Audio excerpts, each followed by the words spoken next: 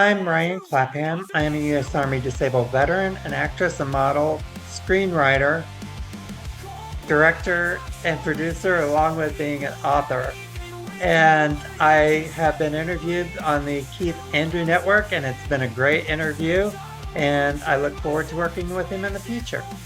Hi guys, I'm Amanda Megan, and I had the pleasure of being interviewed with the Keith Andrew Network today. I am part of the independent film industry, and I'm extremely excited to share my journey with all of you. It's Keith Andrew, very nice to meet you. Gold boy, my talk show is to show people that even with every learning disabilities, I can still love something.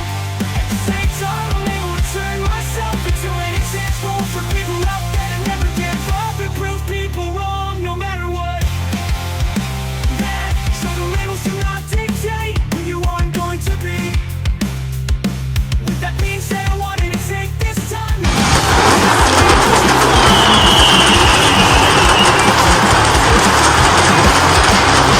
Just the fact you're on my Social media. Today we have two great guests here on the KeithAndrewNetwork Network.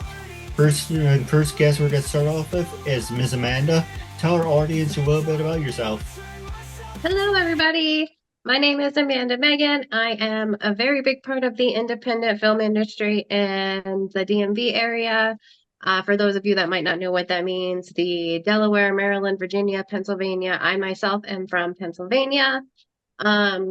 I've been in a couple of different things, and we recently just did our premiere for the first feature film that I've directed called Annie Key. So it's my very brief history.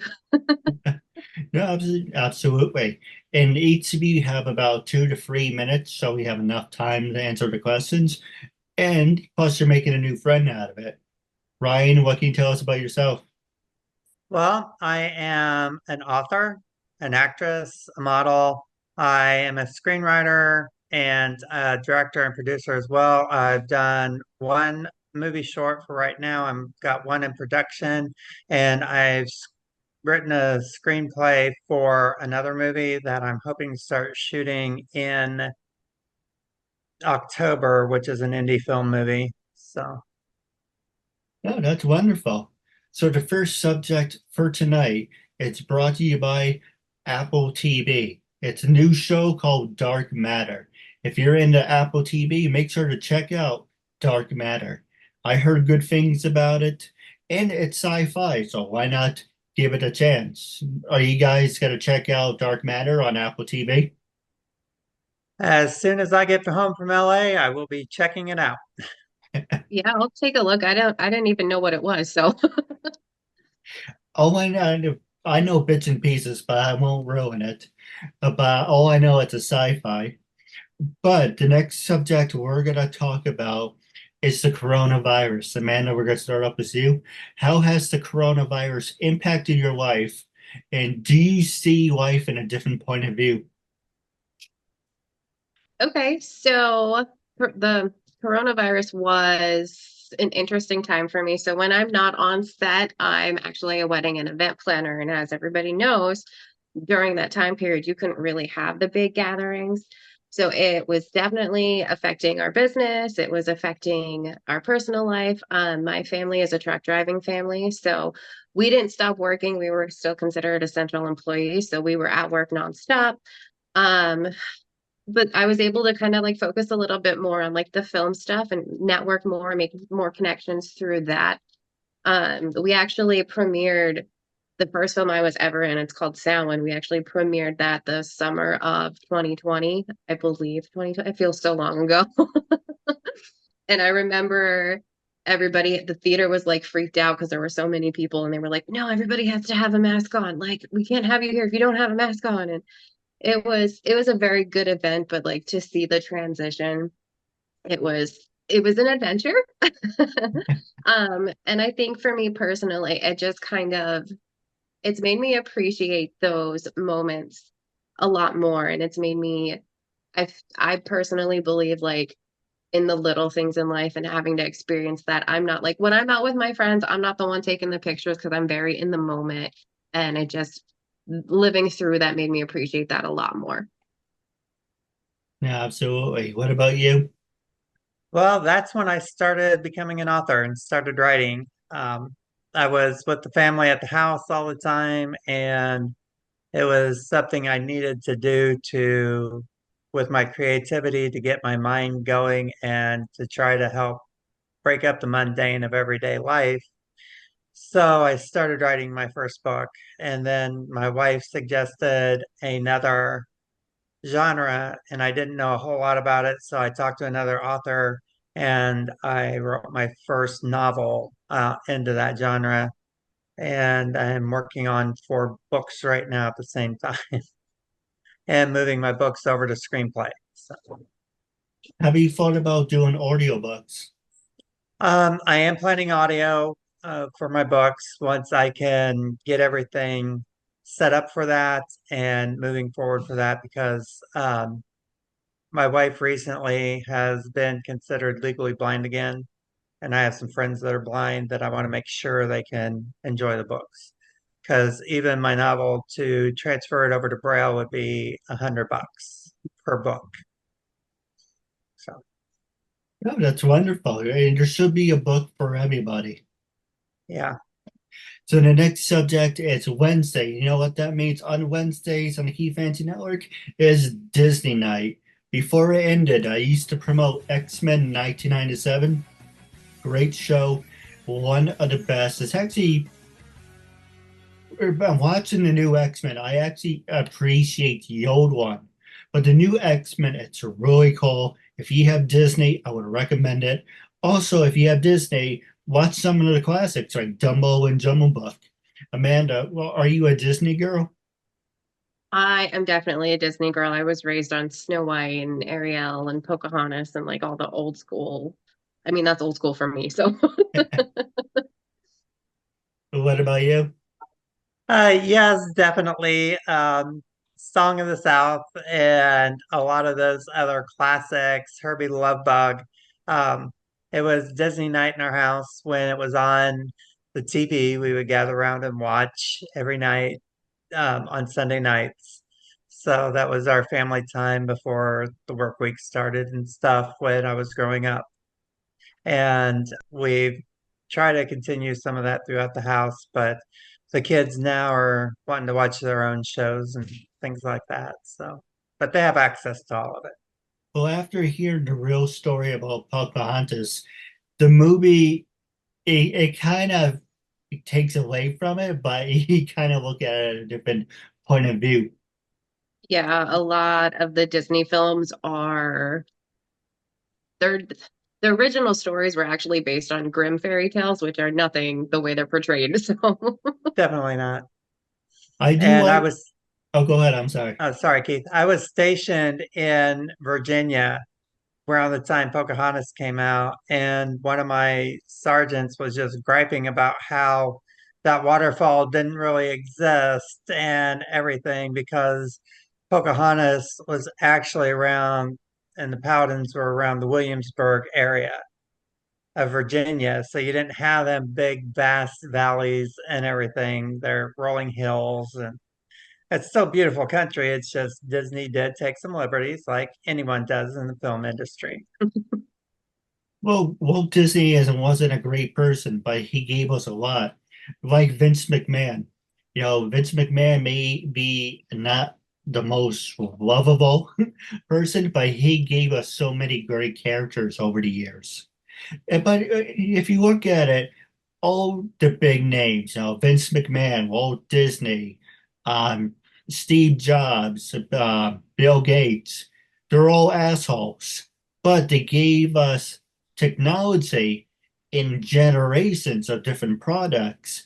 Now, I'm not saying that excuses them for being pricks, but you know, it's kind of like their legacy. It's better to know them for their legacy than their personal lives. Yeah, but you got to remember when Vince McMahon was on camera, he had a persona to portray. mhm. And at times he was the good guy, and at times he was the bad guy, just like all the characters that he brought forth into the ring. Sometimes they were good, sometimes they were bad, and then they had to do something to flip their persona back around. So it's just when they're not in there, yeah, he was a shrewd businessman, and he had his issues like anyone in business. And so he's paying the piper for that. Well, he is better than Trump, I'll say that much. So the next one I want to talk about acting, and this is for both of you. What is difficult about being an actor, and who are some of your favorite actors you want to work with?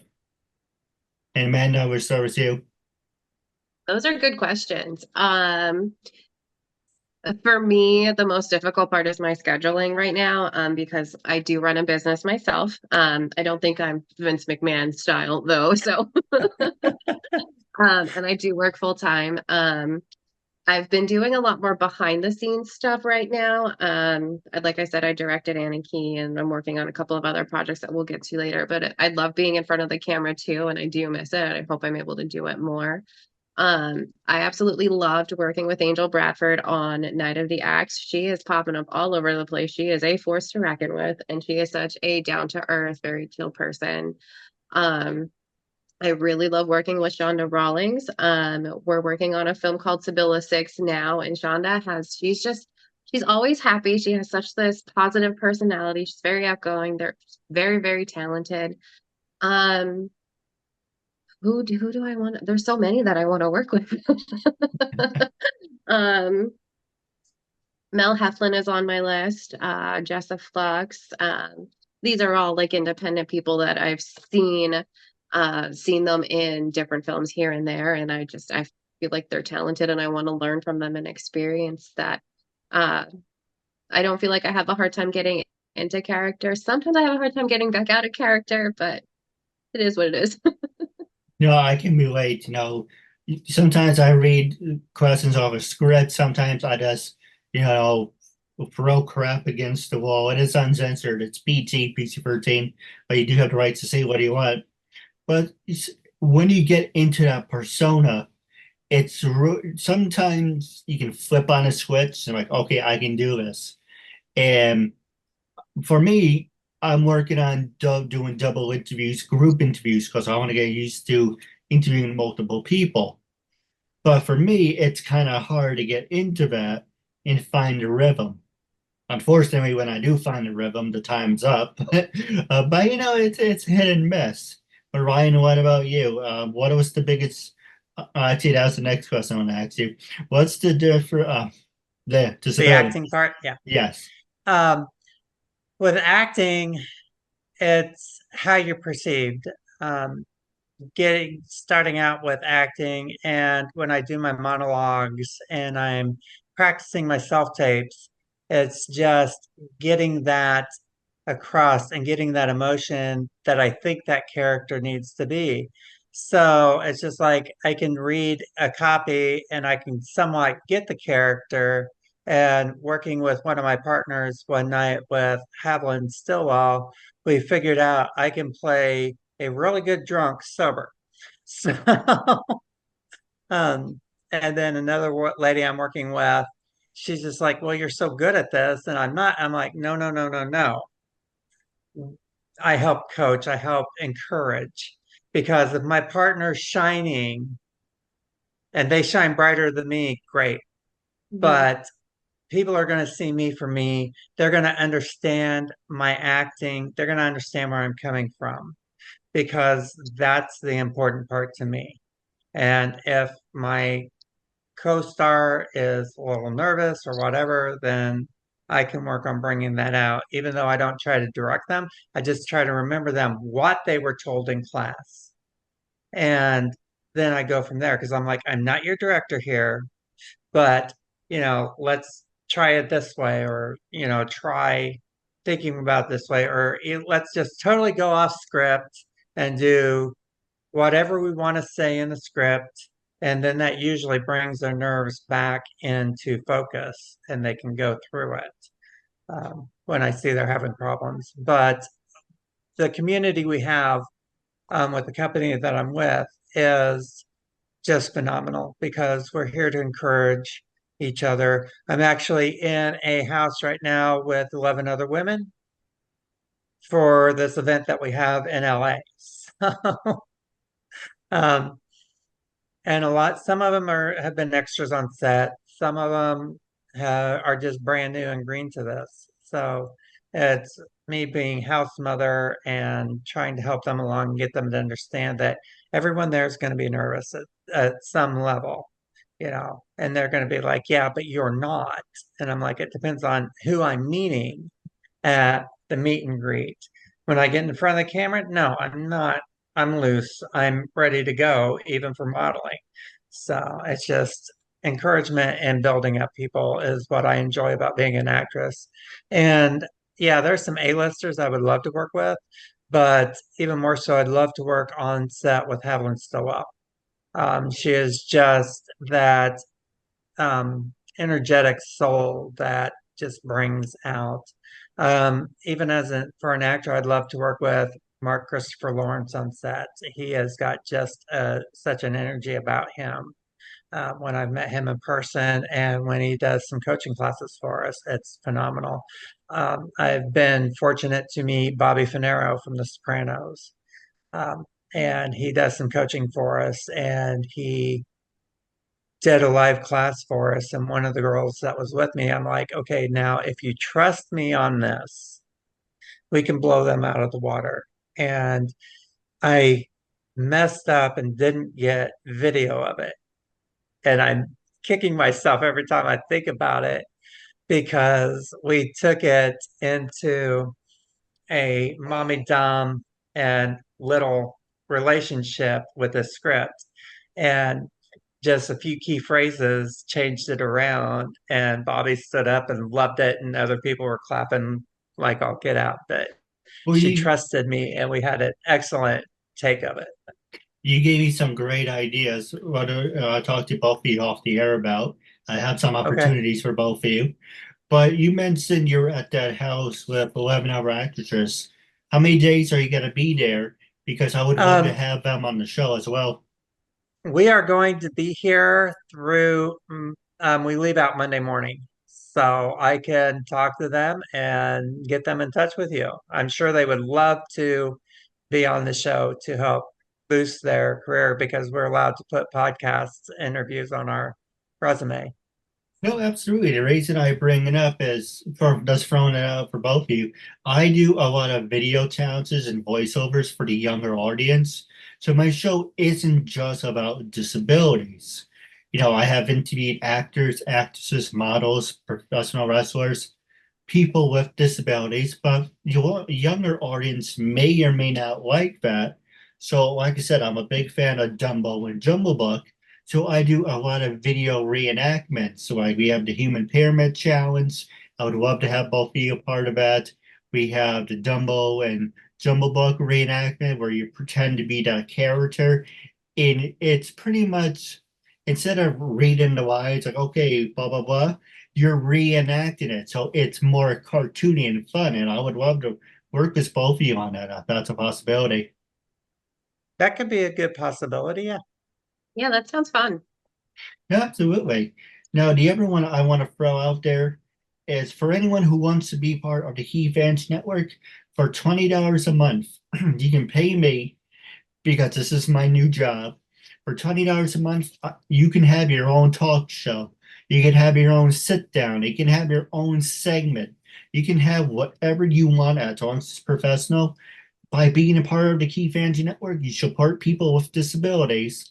And also, at the same time, you get an airtime to share your message. So if you like to have your own talk show, your own reading time, your own whatever, for $20 a month, I will edit it, I will promote it, I will create you a song, I will do all the work for you.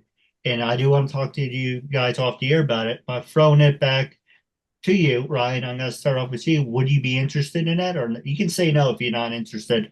It does sound interesting. I would really consider that. What about you, Amanda? I've got some ideas.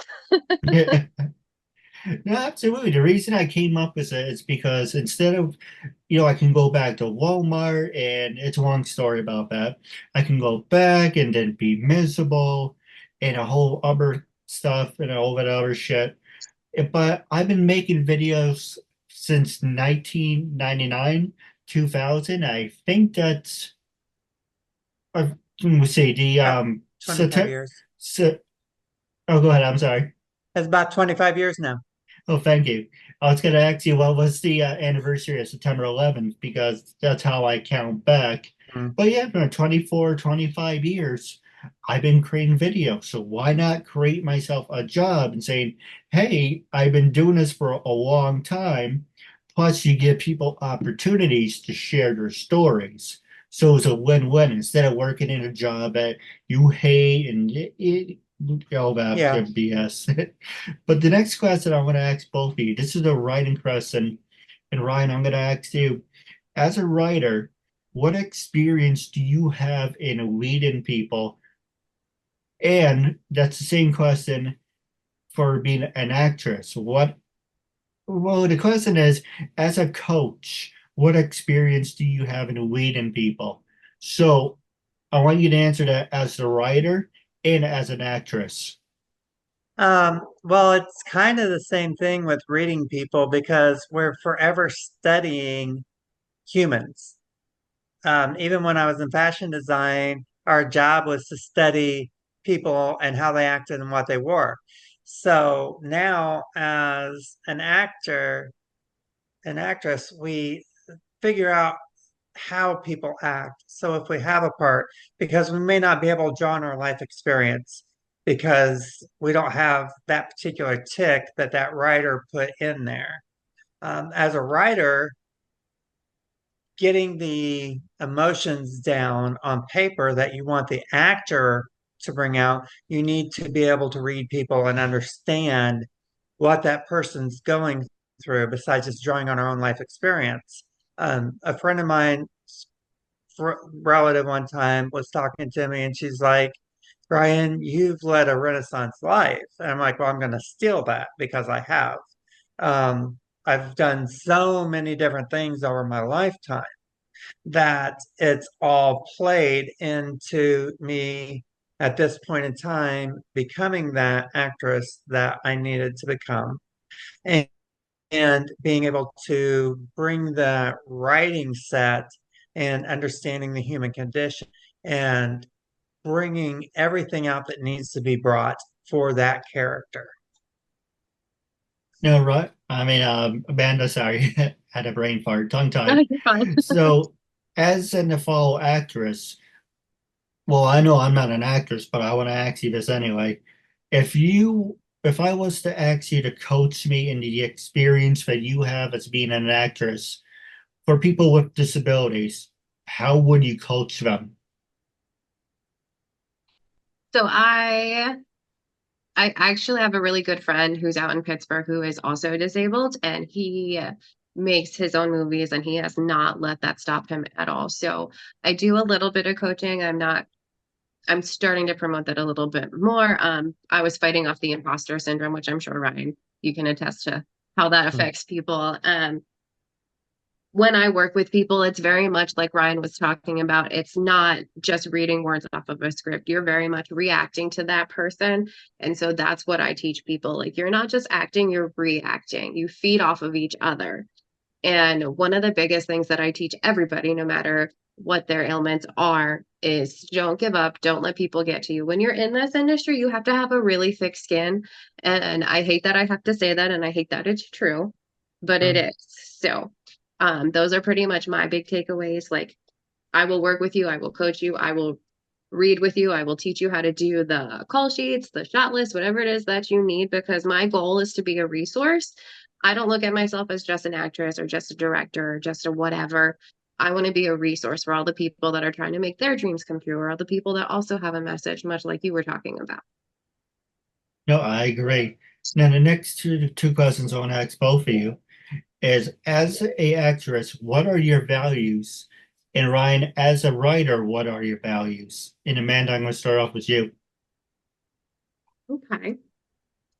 So my values, my biggest value that like I personally believe in is not losing sight of who you are. You have a lot of people giving you feedback and telling you do this, do that, don't do this, don't work with that person, work with this person.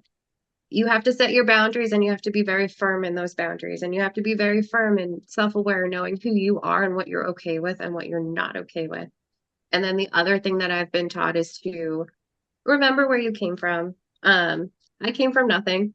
I grew up in a little coal country in the middle of Pennsylvania, and my dad was an over-the-road truck driver, so we didn't have a lot of money and we made it work. And like we would joke around and be like, we're not rich, but we're rich in love because we have each other, you know? And so I just really want to remember that. I don't ever want to be that person that's like, oh, I can't take a picture with you because like I'm in movies and stuff now.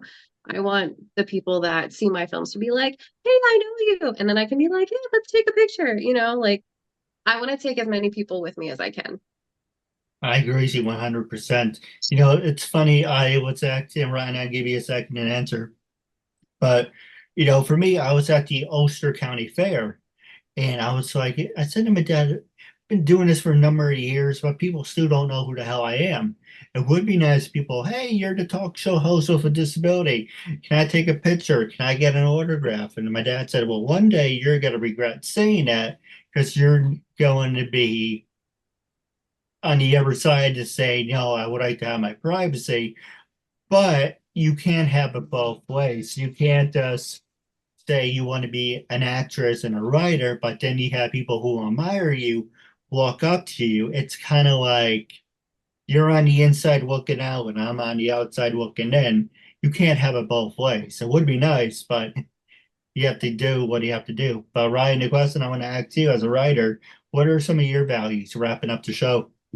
Okay, well, as an actress, yeah, and I will take a selfie with anybody that comes up and wants a selfie because I'm going to get them to tag me, and that's going to help my brand as an actress, and it's going to show how friendly I am and how courteous. Even if I have a bad day, I'm not going to let them know it because I'm going to put on a smile. I'm going to do what they want to do because this is a journey, and we can't be together with that journey if there's no followers. And even though they used to say any publicity is good publicity, no, bad publicity is not good publicity. And as a writer, I get in a different realm because with values, you want to tell truth, but you want your reader's mind to go on that journey when you're writing a book. When I'm writing a screenplay, I want my truth to come out with this and tweak it wherever it needs to be.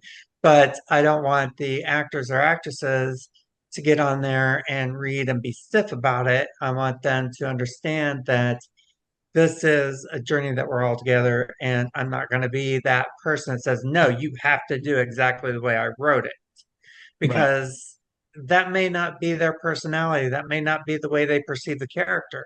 And I need to remember that I have to have some flow in there, even though it's my baby. You're culturing your baby, but even like our own kids, they change as they grow. So you have to be able to adapt and change as you grow. And if you're working with someone with disabilities, you need to figure out what that disability is so you can coach them the right way and get them to understand where you're coming from with what you wrote, because every disability is different. We're all unique. And to move forward with that, there's no way just to be an I, because there's no I in team. And we're all a team moving forward. I agree. See, now when we come back from this quick commercial break, it will be the sit down of the Keith Andrew Network that will be available on Instagram and TikTok. But wrapping up, it was a real honor and privilege having both of you as a guest. I'll say thank you very much, and until we meet again, I catch you later. Thank you. Joe, supporting me, and my message is all that